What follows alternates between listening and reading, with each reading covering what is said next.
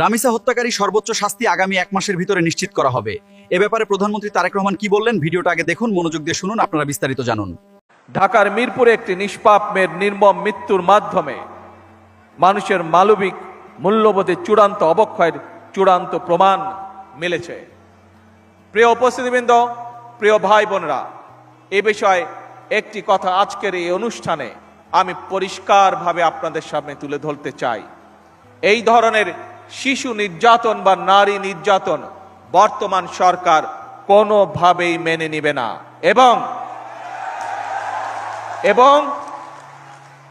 বর্তমান সরকার রামিসার এই হত্যাকারীর সর্বোচ্চ শাস্তি ইনশাল্লাহ আগামী 1 মাসের মধ্যে নিশ্চিত করবে এবং সেই সর্বোচ্চ শাস্তি হচ্ছে মৃত্যুদণ্ড,